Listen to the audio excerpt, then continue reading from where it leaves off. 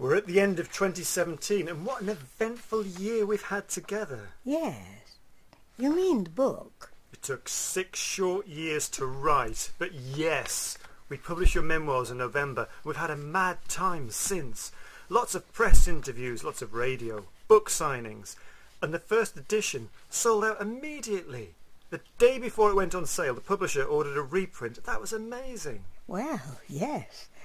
It's been quite a surprise, all of that. The response has been terrific. People seem to like the gossipy, conversational style of the book. Yes. Well, we did lots of live shows reading it all on stage, and that was what people said too. Consistency is a great thing. And yes, we've done a lot of live shows to hone the book. There are some lovely and amusing stories. And when you were reading them on stage, it became clear where the laughter reached a crescendo. And sometimes I realised it was better to trim a few of the words after that, just to keep it high. We did lots at the Phoenix Artists Club, Crazy Coqs, and we've been to Liverpool. Yes, we took a Best Bits to the Homotopia Festival in Liverpool. I remember sitting up till about midnight after that show signing books. You signed a lot of books. That does sound about right. We had the audio book then, not the print book.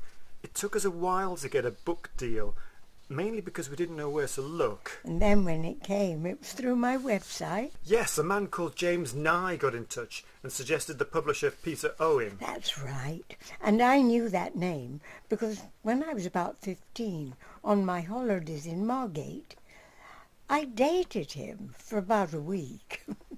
Sadly, he passed away a year or so ago, so he doesn't know now that we have a sort of ongoing connection. His daughter Antonia seemed very pleased they were doing the book. She runs the company now with her husband Nick Kent. They thought it odd that we did the audio book before the print book. It just made sense for us to go into the studio and record it, to make use of your voice. And also, I know how to put CDs out. I've done that before, but I didn't want to self-publish a book. Well, it all worked out. Beautifully. Publishing the day before you turned 90 didn't do it any harm, publicity-wise. Yes. People did seem keen to write about that. Big story. And a big story that you're still working. We've put on at least 20 shows this year. I'm so glad to still be working. What else have I done? You've recorded a part for a Radio 4 comedy show that goes out on Christmas Day. Ah, that's right. That was with Rebecca Front, Jeremy Front, and Sam Spiro. I play the part of myself, and I'm talking, so that didn't take too much preparation. I'm talking about a fictitious actress who's a bit important to herself. I've known her forever, so that's why they're asking me about her. You've been on Radio 4 a lot recently. The PM show for Eddie Mayer. Amongst other things, yes. You were interviewed on Front Row, Radio 4's arts programme, the day we published the book. But the Eddie Mayer thing was amazing. He got his listeners to send in phrases for you to read out on his show.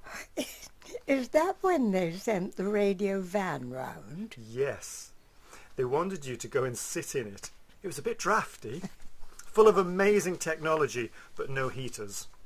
But it wasn't a problem. The engineer, called Alan, he gave me a magic box, a microphone, and a couple of sets of headphones, and I recorded you sitting comfortably on my sofa while he received the radio signal in his van. He was parked outside. He recorded it. The highlight, I thought, of what you did was the shipping forecast. Oh. Yes, well, all that was rather amazing. Anything else? Well, yes. You did turn 90 last month. Yes, I suppose I did. And we did throw you a wonderful party in the Museum of Comedy for friends and family. Apparently it was a terribly good party.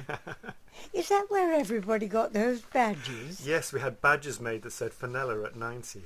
We used that lovely illustration Jonathan Edwards drew for us to use on the book. We made 90 badges. Everybody seemed to have such a lovely time talking to each other.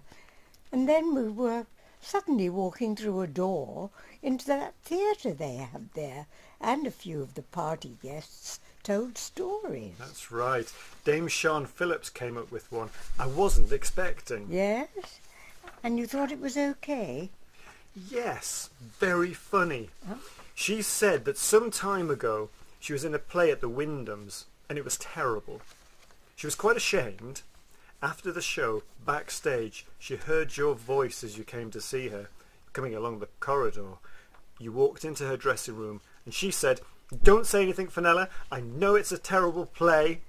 And you replied, Darling, it is a terrible play, but it will build up muscle. Oh yes, that does come back to me. So if we're at the end of the year, what about next year? well, more books to sell, more memoir reading shows to do. Do you fancy it? Oh yes, I do. Let's do that. Maybe go to a few new cities. Yes, that would be good. We've had a few suggestions from people, including Bristol and Birmingham. Lovely. We've already got shows booked at the Phoenix Artists Club and Crazy Cox. Details are on Fenella's website, fenellafielding.com. I'll tell you what I fancy now. Bit of music. Okay, what do you want? Well, this is one of my best favourites. They Can't Take That Away From Me. Fred Astaire. Yeah. Then that is what we shall hear. Thank you for listening, and we hope to see you in 2018. Yes, we do. Merry Christmas and a Happy New Year.